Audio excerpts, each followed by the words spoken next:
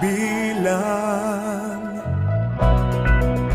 magtiwala ka lang, itawag mo sa Kanya. Huwag kang mag-alala dahil nakikinig Siya.